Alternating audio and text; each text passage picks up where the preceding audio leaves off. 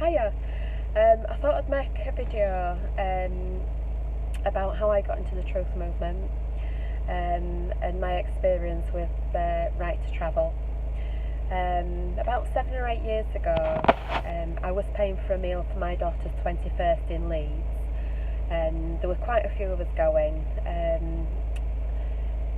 Everybody was in separate cars, and my boyfriend at the time, Paul, and my daughter, Natasha, they got themselves in the bus lane on Park Row in Leeds. And it's not only cameraed once, it's cameraed twice. So between them, they got 4 bus lane tickets. Paul picked up another one on the one-way system, and so they got 5 tickets within the space of about 5 minutes. And I just thought, there's a scam. This is a scam. Several £100 worth of ticket. I got talking to somebody, and he said certain cameras rack up thousands in revenue. Anyway, they paid the tickets. Fast forward a couple of years, and I picked up a speeding ticket on Kirkstall Road as you're coming out of Leeds. It's a big wide road. I was doing 37 in a 30 limit. Doing 30 on that road feels way too slow, and I wasn't probably thinking. Next thing I know, I've got a speed camera fine plopping through my door, and of course they want no money now. They just want you to sign it to admit that you're the driver, and I really didn't want to sign it. But the paperwork is that intimidating, you feel like you've got to sign it. So I signed it, but I put under protest and duress. Sent it back, and because I'd done that, a couple of days later, I don't know if they called it a fine, but they wanted the money then, £60. And I dug my heels in, and I thought, I'm not paying it. So I thought, well, I'm going to have to. It's the age of information. We just had the computers, and I thought, I'm going to have to go online and see what I can do about it, And I knew there was something that I had to find, but I had no idea what it was. But there was something driving me on. There was something spiritual driving me on. Anyway, I started looking at these. First of all, I started looking at these sprays that you spray on your registration plate, that when you pass through a camera, the camera can't take a photograph of your registration plate. So I started there, and then I found Right to Travel. And what Right to Travel is, there's 2 forms of law running through the court. One's law of the land and one's law of the sea. And because we're from the land, that's our law. And what's happened is that's God's law, that's natural law. But the other type of law is man's law. Now that's one man in an office writing rules and regulations and what they call laws, and they're not laws. It's just it's like corporate policy, because we haven't actually got a government. It's not an organic government, it's a corporation. So it's like corporation laws, but we're from the land, so we don't have to obey this corporate law, but it's forced on us. So anyway, so I found Right to Travel, and what it is, we've got a common law right to travel without fee let or hindrance, and that means not only are they not allowed to put a price on us travelling about, they've no right to charge us anything, but they've also no right to say you need you've got to have an MOT, registration, road tax, driving licence, things like that.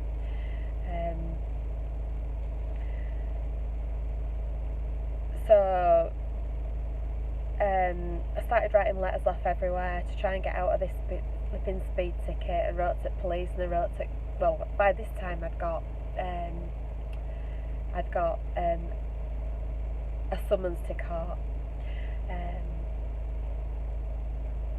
So I thought, well, I'm not going to that, and I didn't.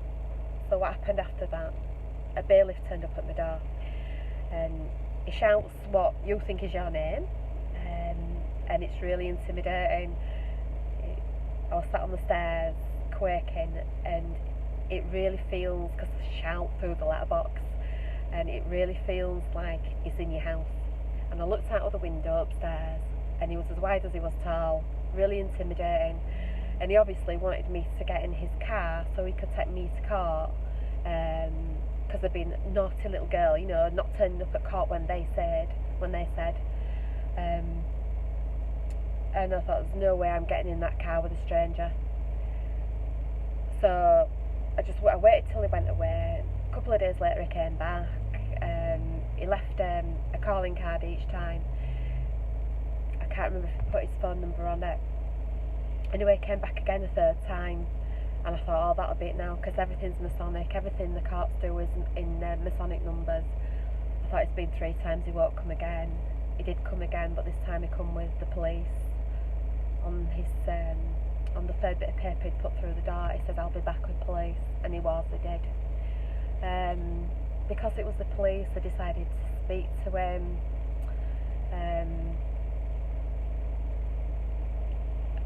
And I wouldn't give joinder with the name though, and he said, he just says, now that you've spoken to me, I'm presuming that you are the name, and if you don't open this door now, within a minute, I'm going to smash your door down. And I thought, nah, he won't. And within half a minute, he'd got a colleague that must have been waiting around the corner. He pulled up in a car, big, strapping, army-looking guy. I recognised what he had in his hand. It was the big red key. And just walked over to my door without saying anything else. He smashed my door through. He smashed the bottom panel through. I'd left the key in the inside of the door. He put his hand up in the door. They all came in, all 3 of them. And they could see that my mum had died that week. There were bereavement cards out. It was obvious that they wanted to put my handcuffs on. So I said, right, if you're putting those on, you do it behind my back. They said, no, you do it put my hands at the front of me. And they said, no, your hands are going behind your back. It's all intimidation, and because they want you to feel vulnerable and out of control.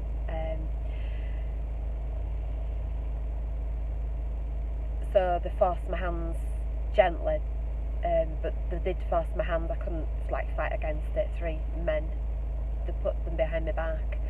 The guy that had the big red key, he took my bum bag off because I wouldn't give the name, and he unzipped it, and he went like this and poured everything in my bum bag out onto the cooker top. And then he picked up a card, a debit card or something, and he held it in front of me like this, sort of say, we've got you. And I said, it's not me. So anyway, they had to get me down some stairs, and I obviously had my hands handcuffed behind my back, and I said, please don't drop me. And they were really gentle. The guy guided me down the steps, and they put me in the back of the van. They locked me in like it's like a big white cage at the back of the van. There was no seatbelt on. Had my hands behind my back, obviously. I felt vulnerable. All I had was my legs because obviously the car was turning corners and what have you on the way to the court. I just had my legs to sort of balance me out. Anyway, we got to the courts, and it's like a big garage door that goes up. The drive-in, and as the garage doors coming down, they'll let you out of the van, they'll take your handcuffs off, and then I had to go through, and there were women and men, coppers, and they wanted to ask me questions. I gave limited answers. Lady PC wanted to do a search, and she says I need to search her. I says, well, I don't consent, but I will comply, because I thought, well, I don't want them to do it forcibly, so complying isn't the same as consenting. So she did that. She did a search, and they go for a woman, they go up your bra just at the bottom, and just feel up there, which is I don't really like. But there was another copper, and he was smiling and smirking at me as though he'd been watching me on camera. I don't know if they had cameras when they came to the house. Relaying it all back, I don't know. Anyway, I had to go into the holding cell, and the door comes smashing behind me. Bang! It's a horrible sound. It's a sound you don't forget. And then you're looked after by these female ushers, and I think I had 4 altogether. 3 were okay, were decent with me, and I got one bitch. She was determined to get the name, and I said, no, I'm not giving joined. I'm not giving you the name. And then she tried the nicey softly approach. Why won't you tell us? And as soon as I said no, she was a real bitch. She wouldn't let me have a blanket. They'd taken my jumper off me, so I had like a vest top, and it was cold in there. So I was in there for 4 hours. And another thing, before I'd gone in, I needed to go to the toilet, and they made me go to the toilet in the corridor. There was a toilet in the corridor, not in a cubicle or anything. It was just a toilet in the corridor, and I had to go to the toilet there. And anyway, I got in the cell, so I was freezing cold. They knew I was cold, and they were doing it to torture me. They were doing it to make me give joinder with the name, basically. But they have got a duty of care, and they know, and they're watching you. And after 4 hours, I was that cold that I was doing star jumps and jogging on the spot. And they must have been watching me, because not long after I started doing that, they opened the door and said, right, you're up in court. So the handcuffs went on, and I was led up to the courts like a dog. You've got to walk into the court on your own accord. They can't push you in, and they take the handcuffs off before you walk into the court, and then you've got to go in of your own accord. Anyway, I did, and there was a judge quite a long distance away, and there was a JC in the base of the court, and it was the JC that was doing all the talking, and basically the magistrate was one of those that didn't know the law. Some of the magistrates, they only get a few days training, and they're basically yes men. And what happens is the JC stands for Justice of the Court, and that comes from Jesus Christ, and that comes from Julius Caesar. JC. That's another story, and I might do a video on that. I'm going to tell you who Jesus is and who he's not, because Jesus was not an historical figure. So anyway, I started saying stuff in the car, but I hadn't done enough research by this time to discharge everything and walk. So the upshot of that was that the magistrate said to the JC, right, she's to pay £5 a week for 12 weeks. Otherwise, she'll be doing 12 days in Wakefield Women's Prison. That's our local women's prison, and it's a hellhole. Get it up on YouTube and have a look. And that's quite frightening to hear that. So anyway, I walked back down where I'd been in the holding cells. I got all my stuff, my jewellery, £3 in money that I'd taken for the bus back that the copper had stuffed in my pocket at my house. Another idiot who doesn't know the law. Most of these people don't know the law, not the proper law. Police know a few statutes and things that they've been told, and they've been absolutely brainwashed. He'd actually come back and said to my kids, no regard for the fact that he'd smashed my door down and left a gaping hole into my house and there was just kids in there who were old enough to look after themselves, but he just left my door hanging off, and my kids had to glue it on. But he came back and he said to him, is your mum alright? Because normally people wouldn't say stuff like she's been saying. He was trying to make me look balmy to my kids, and I think if there'd have been any comeback from me, that he could have written down anything that my kids had said towards me, but they said no, my mum's fine, and everything, and I am a good mum. I've got 5 kids, and I am a good mum. I always say, if you want to know about somebody, look at the kids. Anyway, going off on a tangent there. So I came back down to where they'd been holding me in the cells, got my property, had to sign it out, and use the £3 to come back home on the bus. Anyway, I didn't pay the fine, so a few weeks later, I can't remember how long, they came back for me and I saw them. There was the bailiff and the police got out of a car, and I just came to the door, took my jewellery off, gave it to the kids, and I said, just take me, don't bother handcuffing me, I'm not going to run away, you don't need to put handcuffs on me. And they took me down to the court again. I was in the holding cell this time for 24 hours. This time I'd learned, thought, right, if I get taken down again, I'll just tell them that you can't let me be called because I've got a health condition. And I told them that I'd got a spinal condition that means that